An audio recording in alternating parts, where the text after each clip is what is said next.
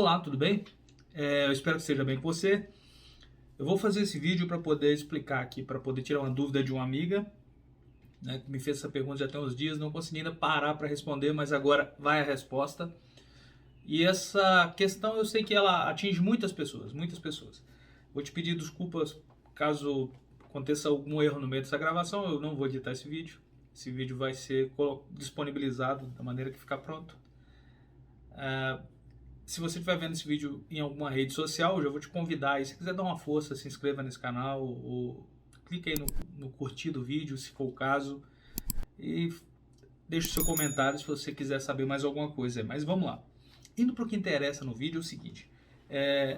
A questão é que as pessoas às vezes se pegam o seguinte: como é que eu faço para começar a contribuir com o INSS? Eu quero contribuir com o INSS, eu estava trabalhando, eu era empregado, sei lá, ou não estava fazendo nada, ou era trabalhador rural e agora não estou mais como segurado especial, não me enquadro mais, ou, né, por N motivos estava fora do Brasil. A questão é, ou então um adolescente chega aí numa idade que ele começa a pensar em se planejar aí no previdenciário, que essa é uma coisa que nós devemos sempre começar a pensar nele quanto antes e principalmente compartilhar essas informações para outras pessoas, para que essas outras pessoas possam sentir a necessidade de se preocupar com o previdenciário, cuidar da sua vida previdenciária e suas contribuições, porque a idade chega, a gente precisa de se aposentar. E essa talvez seja até uma grande ilusão das pessoas que ficam pensando assim: vai demorar ainda, ou não quero me aposentar pelo INSS, pela Previdência Pública. Enfim, aí a grande ilusão é que não é só para se aposentar. Nós temos muitos outros motivos que nós precisamos da Previdência, e o principal deles são quando quando nos é tirado as condições de ter o próprio sustento, ainda que jovens, ainda que longe da época de se aposentar. Então, contribuir é importantíssimo, cuidar da sua vida previdenciária é importantíssimo, e eu vou falar aqui do tema. Então, respondendo essa questão, como é que eu faço? Como é que eu faço para poder começar a contribuir? Quando você pensar nisso, nós temos dois pontos. Se você é uma pessoa que já tem a sua inscrição no INSS, o caminho é um. Se você é uma pessoa que não tem ainda a sua inscrição no INSS, o caminho pode ser um pouquinho mais longo, que você tem que fazer a sua inscrição para poder começar a contribuir.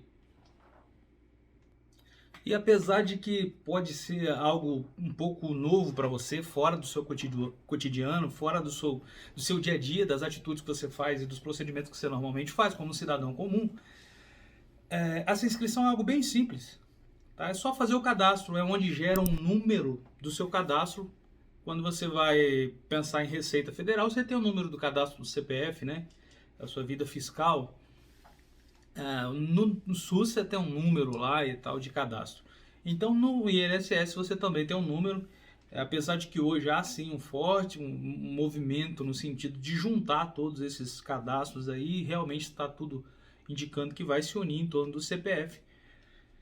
Mas se você hoje está pensando em fazer, precisa de saber disso, eu vou te orientar como é que está. Hoje você tem que ter um cadastro. Esse cadastro é o número do PIS, por exemplo, é o número do PASEP. Se você tem um cadastro no PASEP, é o mesmo cadastro. Se você tem um número do PIS, é o mesmo cadastro. Se você já assinou sua carteira uma vez, você tem que ter o número do PIS. Então, esse é o mesmo cadastro. Se você, por vários outros motivos, pode ser que você já tenha o cadastro no INSS, que é o NIT, é mais conhecido como NIT, número de identificação do trabalhador, mas é o mesmo PIS, é o mesmo PASEP, enfim. É um número de cadastro que a maioria das pessoas já tem. Se você já contribuiu uma vez, se você já recebeu um benefício, você já, sei lá, teve qualquer relacionamento com o INSS, então você já teve esse número gerado pela Previdência Social. Então já serve esse cadastro, você não precisa de fazer. Se você nunca fez, esse cadastro é muito simples de se fazer. Você pode fazer isso pela internet mesmo. Você vai acessar aí no meu.inss.gov.br e vai fazer o cadastro. Você vai colocar lá, na hora de fazer o login tem a opção de fazer o cadastro lá, de gerar o cadastro para quem não tem o cadastro. Você vai clicar, informar seus documentos, seus dados pessoais e você vai fazer o cadastro, tá? Em uma última instância aí, numa última análise, se você não conseguir, porque é algo muito simples de se fazer, Mas se você, por acaso, não conseguir fazer o seu cadastro, você pode procurar uma agência da Previdência Social e falar que você quer começar a contribuir, você não tem o cadastro e você precisa desse cadastro. Então, ter o cadastro é a primeira parte. Saber esse número desse cadastro é necessário, porque você vai preencher o seu carnezinho ou você vai fazer o pagamento, vai gerar um boleto aí pelo próprio site do meu INSS. E também vai precisar desse número, que é esse número de cadastro, que é o número do NIT, tá bom? É um número muito importante. Você olhar na sua carteira de trabalho, se for uma carteira mais nova, uma carteira de trabalho mais nova, esse número do NIT está lá no início da carteira, tem lá um número de inscrição, é aquele número, salvo engano, é com 11 dígitos, tá? Lá no final, se for uma carteira mais antiga, se você é uma pessoa que tem uma carteira CTPS mais antiga, vai estar no finalzinho, geralmente tem uma inscriçãozinha em papel, né, grampeado na parte final da inscrição lá do seu CTPS. E nesse papel está o número, geralmente está o número da sua inscrição aí, do seu NIT, do seu PIS, enfim. Essa é a sua inscrição. Essa é a primeira coisa que você precisa ter, essa inscrição. Então essa é a primeira parte. Para você pensar e começar a contribuir com a Previdência, você tem que ter esse cadastro. Passando para a parte efetiva da contribuição, a forma de você fazer tem dois caminhos. Um é você comprar um carnezinho da capa laranja que tem nas papelarias, né? Ou você pode achar pela internet. É só o modelo lá da guia que você vai fazer a contribuição. Ou você pode fazer esse preenchimento online pelo site do meu INSS também, que é meu.inss.gov.br. Eu pretendo fazer um vídeo mais para frente mostrando como é que faz isso aí. Mas é importante você saber que você entrando nesse site você consegue fazer uma guia, gerar a guia de recolhimento lá e você preencher para poder fazer o pagamento. Você pode fazer o pagamento, inclusive hoje para alguns bancos há a possibilidade de você colocar isso em débito automático. Tá bom? Mas a gente sabe que essa não é a parte mais importante, mais difícil, porque isso aí é uma coisa, né, bem trivial até.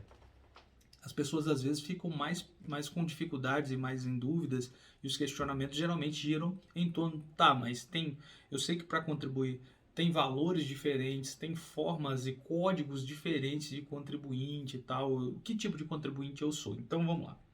Para isso você precisa entender, diferenciar. Eu vou tratar com pessoas aqui, para pessoas que não têm muito conhecimento da área, mas que vai ter, porque isso é importantíssimo, a gente vai passar a tratar isso dessa maneira. O seguinte, primeira coisa que tem no fundo hoje, se você vai contribuir por conta própria, na verdade você vai se dividir aí em só existem dois tipos de contribuintes para você. Tá? Esses dois tipos macros, eles se subdividem em tipos menores, mas você vai entender isso agora. Quais são esses dois tipos? É o tipo de contribuinte individual, que é conhecido como autônomo, que sempre foi tratado aí como autônomo, mas é o contribuinte individual. E o que caracteriza uma pessoa para ser um contribuinte individual? Em regra geral, o contribuinte individual é aquela pessoa que exerce uma atividade remunerada e por conta própria. Uma pessoa que tem uma renda, faz um trabalho, comercializa aí alguma coisa, presta um serviço, o pedreiro, o advogado, ou qualquer outra pessoa ambulante, se você é um ambulante e tal, qualquer pessoa que exerça uma atividade remunerada em troca de dinheiro. Você trabalha e recebe dinheiro pelo trabalho que você fez. Você faz alguma coisa, né, geralmente está vinculado a uma atividade de trabalho. Tá? Você fez um trabalho e recebe um dinheiro por aquele trabalho. Esse é o contribuinte individual. Tá? Mesmo que você comercializa alguma coisa e tal. Enfim, esse é o contribuinte individual. O outro é o facultativo. E o que caracteriza o facultativo? Ele não exerce uma atividade remunerada. Esse é o facultativo. Mas aí você vai me perguntar, mas como assim? A pessoa não tem uma atividade remunerada, como é que ele vai contribuir com o INSS? Gente, aí tem 1000 possibilidades, né? Pode ser um cônjuge que não tem uma atividade remunerada, não que não trabalha, mas que não tem uma atividade remunerada, e o outro que faz a contribuição arca com esse custo. Pode ser um filho que os pais estão arcando com esse custo. Enfim, o facultativo é essa pessoa que não tem uma atividade própria remunerada, mas quer cuidar da sua vida previdenciária e então ele vai contribuir com o INSS. Tranquilo? Então, os dois grandes tipos são esses. É o facultativo, aquele que não exerce atividade remunerada, e o contribuinte individual, aquele que exerce uma atividade remunerada por conta própria, prestando serviço para outras pessoas físicas e, em alguns casos, até para pessoas jurídicas, né? Presta serviço até para a empresa. Mas a relação do pagamento de quem presta serviço para a empresa é um pouquinho diferente, né? Principalmente aqui a gente está pensando naqueles que presta serviço para outra pessoa física. O pedreiro vai lá na sua casa, trabalha dia e tal, e voltou, e ele tem que fazer a contribuição do INSS dele por conta própria, tá bom? E pensando nisso, então, a gente já separou os dois grandes tipos, facultativos e contribuinte individual. Agora, a gente tem que entender o seguinte: para todos os tipos, seja facultativo ou contribuinte individual, existe uma subdivisão aí em termos de percentual, tá? Em termos de percentual.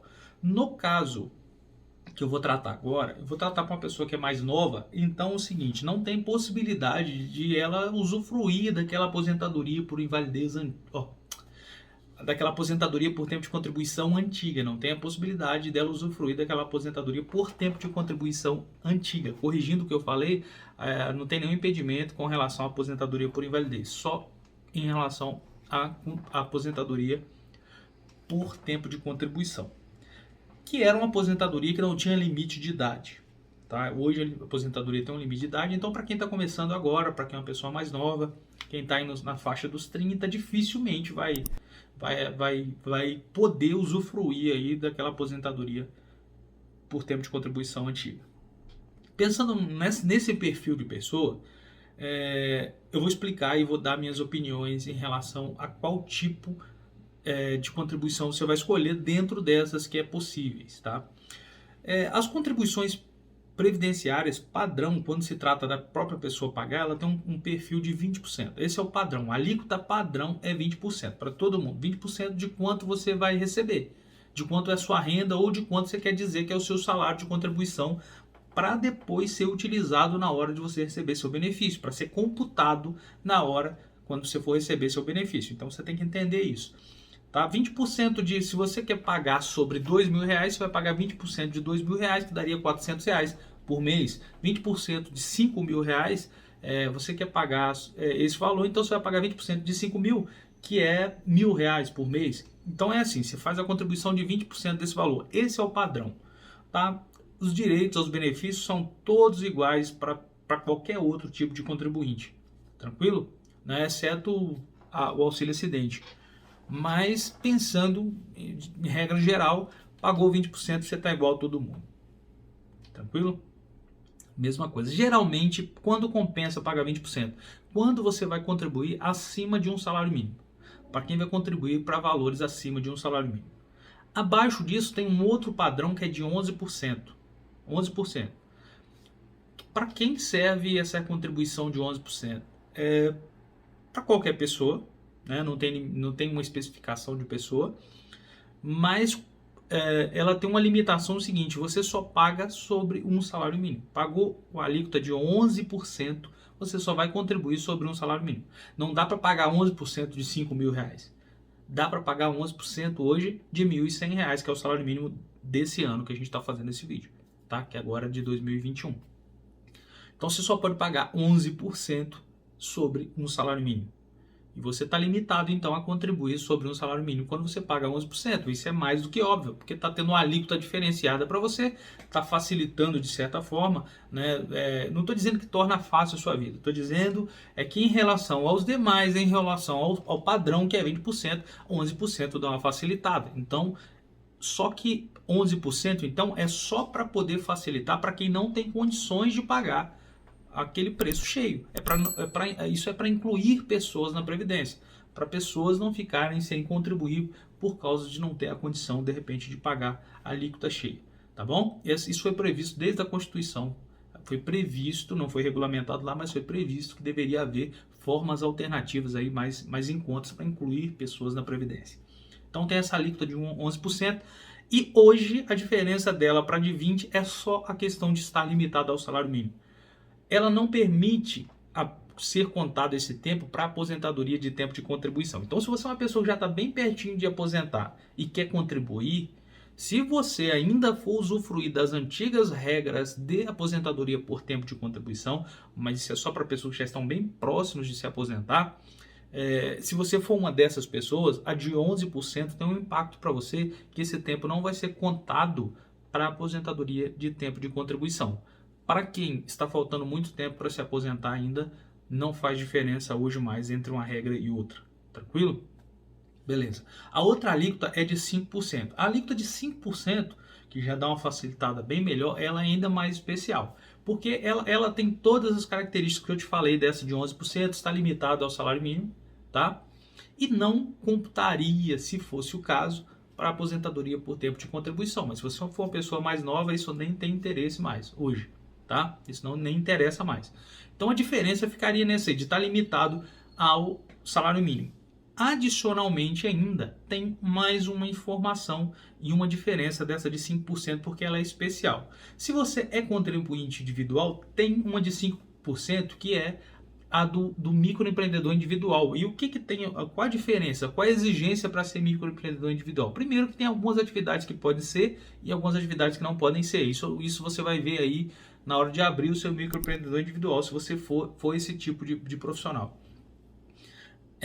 E também, né, tem a diferença da limitação de renda. Não pode ser microempreendedor individual uma pessoa que receba mais do que um determinado valor por ano. A última vez que eu vi era 60 mil. Hoje eu não sei mais quanto é que está esse valor, mas era 60 mil por ano. Então tem essa limitação. Para você ser um microempreendedor individual, o MEI que paga 5%, se você for contribuinte individual. Se você for do outro lado, facultativo, que é aquele que não precisa de estar exercendo atividade remunerada, tem a possibilidade de pagar 5% também. Mas para quem? Para quem é baixa renda. A gente tem até um vídeo aqui nesse canal explicando quem se enquadra como baixa renda. Mas para ser baixa renda e contribuir com 5%, tem algumas exigências. E não deixe de ver esse vídeo do canal explicando quem pode ou não se enquadrar como baixa renda. Tá? Eu vou te explicar aqui que esse é um outro caminho para pagar 5%. Então são essas três alíquotas, 20, 11 e 5, que você pode pagar. E você mesmo vai preencher o seu carnezinho, seja pelo site, seja pela internet, aí no caso, pelo aplicativo que eu acho que dá para gerar também, ou seja, comprando o carnezinho lá na papelaria, levando e preenchendo mesmo, tá? Os códigos de pagamentos, eu vou deixar aqui na descrição desse vídeo para você quais são os códigos, porque lá vai precisar de um identificador seu e os códigos de pagamento na hora de pagar. Eu vou deixar aqui para você. A gente pode até fazer um outro vídeo, possivelmente a gente vai fazer, ensinando a preencher realmente o carnezinho, mas eu gostaria que nessa aula ficasse claro, nesse vídeo ficasse claro para você quais são as possibilidades e o que você tem que fazer, como é que você começa a fazer isso aí. Entendido tudo que a gente falou nesse vídeo, é muito fácil para você resolver o problema. Se você ficar em uma dúvida, procura aí, você já vai saber o que você quer. Fala, ó, eu sou facultativo, vou pagar 11%. Qual é o código? Você vai descobrir muito fácil pela internet, ou você também vai lá procurar na agência do INSS. Mas eu tô com carnezinho e não sei preencher. Vai lá na agência do INSS, pede o próprio atendente lá na triagem, já vai poder te ajudar com isso, tá bom? Te ajudar a preencher. Mas é muito fácil, eu sei que você vai aprender e nós vamos fazer um vídeo para tirar também essa dúvida. Beleza? Eu espero que esse vídeo tenha esclarecido para você algumas coisas sobre a contribuição com o INSS, como fazer isso. E lógico que tem muito mais coisa para a gente poder ir falando e a gente vai falando aí nos próximos momentos, né, para que ficar bem mais claro. Obrigado pela sua atenção, Deus abençoe a sua vida e até a próxima.